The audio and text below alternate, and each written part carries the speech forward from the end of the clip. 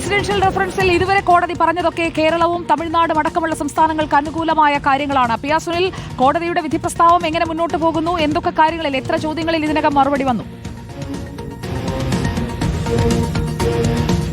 സുജിയ, വളരെ പ്രധാനപ്പെട്ട ഒരു കാര്യം സുപ്രീം കോടതി ചീഫ് ജസ്റ്റിസ് ഇപ്പോൾ പറയുന്നത്, ഒരു സംസ്ഥാന മന്ത്രിസഭ എന്ന് പറയുന്നത് ഒരു അധികാര കേന്ദ്രമാണ്. അവിടെ ഒരു രണ്ട് അധികാര കേന്ദ്രങ്ങൾ പാടില്ല എന്ന് സുപ്രീം കോടതി വളരെ വ്യക്തമായി പറയാണ്.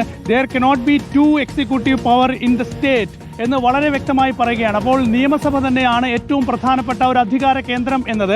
അവിടെ ഗവർണർ മറ്റൊരു അധികാര കേന്ദ്രമായി പ്രവർത്തിക്കാൻ പാടില്ല എന്നുകൂടി വളരെ ശക്തമായി തന്നെ ചീഫ് ജസ്റ്റിസ് BR ഗവായ് വ്യക്തമാക്കുകയാണ്. ഏതാണ്ട് ഇപ്പോൾ ഓരോരോ ചോദ്യങ്ങൾക്കായി സുപ്രീം കോടതി ചീഫ് ജസ്റ്റിസ് BR ഗവായ് ഇപ്പോൾ മറുപടി പറയുകയാണ്. 14 ചോദ്യങ്ങളാണ് രാഷ്ട്രപതി ഉയർത്തിയത്. ഏതായാലും അതിൽ വളരെ നിർണായകമായ ഒരു അഭിപ്രായം സുപ്രീം കോടതി നടത്തുന്നത് ഗവർണർമാർ മറ്റൊരു അധികാര കേന്ദ്രമായി സംസ്ഥാനങ്ങളിൽ പ്രവർത്തിക്കാൻ പാടില്ല എന്നതാണ്. വളരെ ശക്തമായ ഒരു നിലപാടാണ് സുപ്രീം കോടതി ഇക്കാര്യത്തിൽ എടുത്തിരിക്കുന്നത്.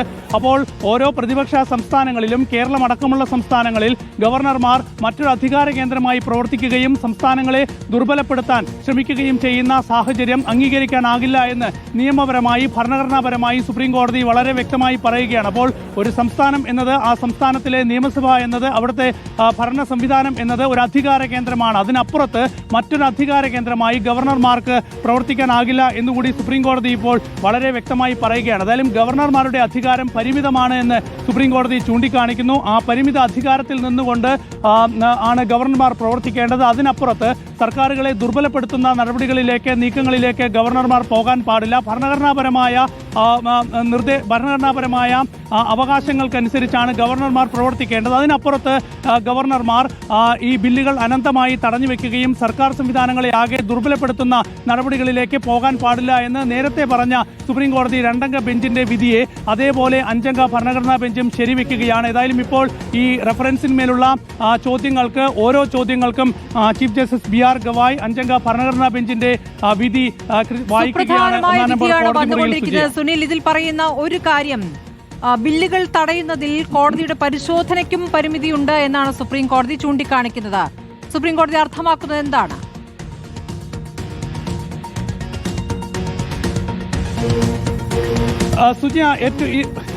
സ്മൃതി, ഇതിൽ ഏറ്റവും പ്രധാനപ്പെട്ട ഒരു ചോദ്യം രാഷ്ട്രപതി ചോദിച്ചത്, രാഷ്ട്രപതിക്കും ഗവർണർമാർക്കും ഇത്തരത്തിലൊരു നിർദ്ദേശം നൽകാൻ സുപ്രീം കോടതിക്ക് സാധിക്കുമോ എന്നതാണ്.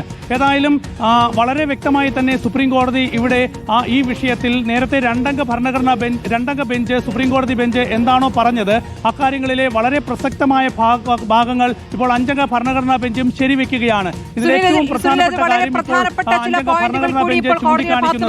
കൃത്യമായി അധികാരം ആരിലേക്കാണ് വേണ്ടത് എന്ന് സൂചിപ്പിക്കുന്ന വാചകം കോടതിയിൽ നിന്ന് വരികയാണ്. ഡ്രൈവിംഗ് സീറ്റിൽ ഉണ്ടാകേണ്ടത് തിരഞ്ഞെടുക്കപ്പെട്ട സർക്കാരാണ്. അതാണ് ജനാധിപത്യത്തിൽ ഉണ്ടാകേണ്ട ഏറ്റവും പ്രധാനപ്പെട്ട കാര്യം. ഡ്രൈവിംഗ് സീറ്റിൽ തിരഞ്ഞെടുക്കപ്പെട്ട സർക്കാരാണ് ഉണ്ടാകേണ്ടതെന്നുള്ളതാണ്. അവിടെ ഗവർണർ, രാഷ്ട്രപതി നടത്തുന്ന ഇടപെടലുകൾ തടഞ്ഞുകൊണ്ടുള്ള സുപ്രധാന വിധിയാണ് ഇപ്പോൾ കോടതിയിൽ നിന്ന് വന്നുകൊണ്ടിരിക്കുന്നത്.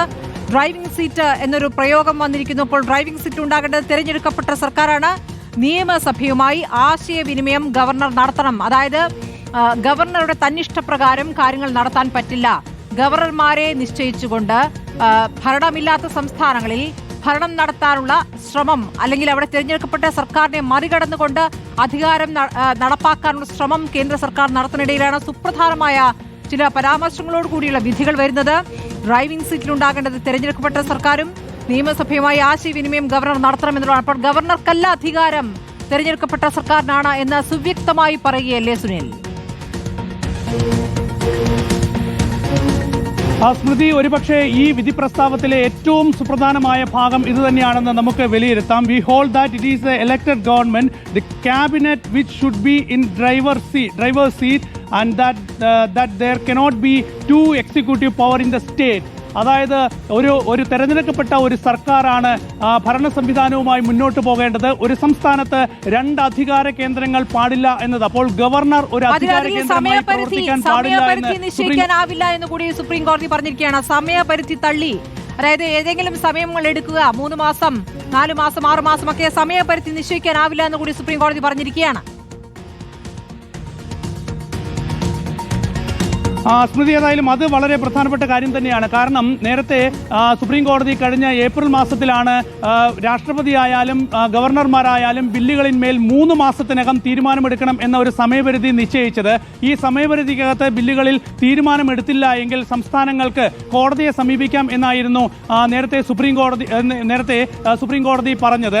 ഏതായാലും ഇപ്പോൾ ആ ഒരു ഭാഗം ഒരുപക്ഷെ 5-അംഗ ഭരണഘടനാ ബെഞ്ച് മാറ്റി എന്ന് വേണം നമുക്ക് മനസ്സിലാക്കാൻ. ഏതായാലും ആ വിധിയിലെ ആ ഭാഗം സുപ്രീം കോടതി 5-അംഗ ഭരണഘടനാ ബെഞ്ച് തിരുത്തുകയാണ്. രാഷ്ട്രപതിയുടെ 14 ചോദ്യങ്ങൾ അടങ്ങിയ റെഫറൻസിൽ പ്രധാന ചോദ്യം ഉയർത്തിയത് ഈ സമയപരിധി നിശ്ചയിക്കാനാകുമോ എന്നതാണ്. ഭരണഘടനയിൽ ഒരു സമയപരിധി എന്നത് സംബന്ധിച്ച് പറയുന്നില്ല. കാരണം ഗവർണർമാർ ഈ ബില്ലുകളിന്മേൽ തീരുമാനമെടുക്കണം എന്ന് മാത്രമേ പറയുന്നുള്ളൂ. ഒരു സമയപരിധി ഭരണഘടനയും നിശ്ചയിക്കുന്നില്ല. അപ്പോൾ ഭരണഘടനയിൽ നിശ്ചയിക്കാത്തൊരു സാഹചര്യത്തിൽ അതേ രീതിയിൽ ഇപ്പോൾ 5-അംഗ ഭരണഘടനാ ബെഞ്ച് ഒരു തീരുമാനത്തിലേക്ക് എത്തുന്നു എന്ന് വേണം നമുക്ക് മനസ്സിലാക്കാൻ. ഏതായാലും ഒരു സമയപരിധി നിശ്ചയിക്കാനാകില്ല ആ ബില്ലുകളിന്മേൽ എന്ന് പറയുമ്പോൾ തീർച്ചയായും അത് നേരത്തെ ഉള്ള 2-അംഗ ബെഞ്ചിന്റെ വിധിയിലെ ആ ഭാഗം 5-അംഗ ഭരണഘടനാ ബെഞ്ച് നമുക്ക് തിരുത്തുന്നു എന്ന് വേണം നമുക്ക് മനസ്സിലാക്കാൻ. ഏതായാലും ഇതിന്റെ വിധിയുടെ പൂർണ്ണ രൂപം ലഭിക്കേണ്ടതുണ്ട്. അങ്ങനെ ഒരു തീരുമാനം ഭരണഘടനാ ബെഞ്ച് എടുക്കുമ്പോൾ തീർച്ചയായും ഗവർണർമാർ ചുമതല നിർവഹിച്ചില്ലെങ്കിൽ കോടതിക്ക് ഇടപെടാം എന്നുള്ള കാര്യം കൂടിയാണ് കോടതി ചൂണ്ടിക്കാണിക്കുന്നത്. അല്ലാതെ കോടതിക്ക് ഇടപെടുന്നതിൽ പരിമിതിയുണ്ട് എന്ന സൂചന കൂടിയാണ്. ഗവർണർമാർ ചുമതല നിർവഹിച്ചില്ലെങ്കിൽ കോടതിക്ക് ഇടപെടാം. ഉറപ്പായും ഗവർണർമാർ ചുമതല നിർവഹിച്ചില്ലെങ്കിൽ കോടതിക്ക് ഇടപെടാം എന്ന് പറയുമ്പോൾ തീർച്ചയായും സംസ്ഥാനങ്ങൾക്ക് ഗവർണർമാർ ഈ ബില്ലുകളൊക്കെ തന്നെ അനന്തമായി നീട്ടിക്കൊണ്ടുപോകുന്ന ഒരു തീരുമാനമുണ്ടായാൽ കോടതിയെ സമീപിക്കാം എന്നത് തന്നെയാണ്.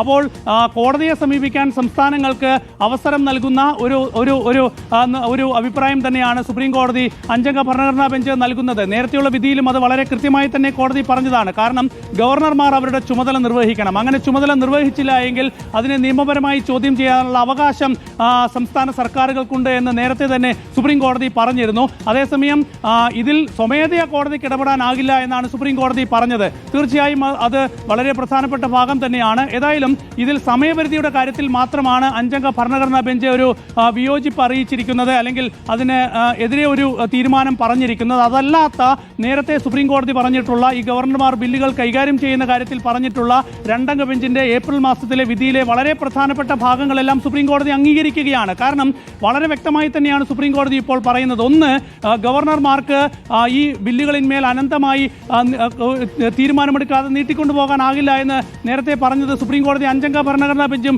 ശരിവെക്കുന്നുണ്ട്. 4 ഓപ്ഷൻസ് ഗവർണർമാർക്ക് സ്വീകരിക്കാം. ഒന്ന്, ബില്ലുകൾ അംഗീകരിക്കാം, അതല്ലെങ്കിൽ അത് മടക്കാം, അതല്ലെങ്കിൽ മാറ്റം ആവശ്യപ്പെടാം, അതല്ലെങ്കിൽ ഗവർണർമാർ ഇപ്പോൾ ചെയ്യുന്നത് പോലെ അത് നീട്ടിക്കൊണ്ട് രാഷ്ട്രപതിയുടെ പരിഗണനയ്ക്ക് അയക്കാം. ഈ 4 ഓപ്ഷനാണ് ഗവർണർമാർക്ക് മുമ്പിലുള്ളത്. ഈ 4 ഓപ്ഷനുകൾ ഗവർണർമാർ കൃത്യമായി പാലിക്കണം എന്ന് സുപ്രീം കോടതി പറയുകയാണ്. അതല്ലാതെ ബില്ലുകളിന്മേൽ തീരുമാനമെടുക്കാതെ മുന്നോട്ട് പോകാനാകില്ല. അങ്ങനെ ഒരു തീരുമാനമെടുക്കാതെ ഗവർണർമാർ മുന്നോട്ട് പോകുന്നത് അത് ഫെഡറൽ സംവിധാനത്തിൽ വലിയ പ്രതിസന്ധി ഉണ്ടാക്കും എന്ന് സുപ്രീം കോടതി വളരെ വ്യക്തമായി പറയുന്നു.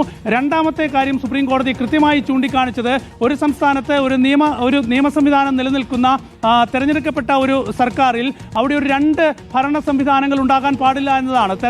തെരഞ്ഞെടുക്കപ്പെട്ട സർക്കാർ തന്നെയാണ് ഭരണത്തിന്റെ നേതൃത്വം വഹിക്കേണ്ടത്. അവിടെ ഗവർണർ മറ്റൊരു അധികാര കേന്ദ്രമായി മാറാൻ പാടില്ല എന്ന് വളരെ വ്യക്തമായി 5-അംഗ ഭരണഘടനാ ബെഞ്ച് പറഞ്ഞിട്ടുണ്ട്. മൂന്നാമത്തെ കാര്യത്തിലാണ് നേരത്തെ സുപ്രീം കോടതി പറഞ്ഞിട്ടുള്ള 2-അംഗ ബെഞ്ചിന്റെ വിധിയിൽ ഒരു മാറ്റം 5-അംഗ ഭരണഘടനാ ബെഞ്ച് വരുത്തുന്നത് സമയപരിധിയുടെ കാര്യം.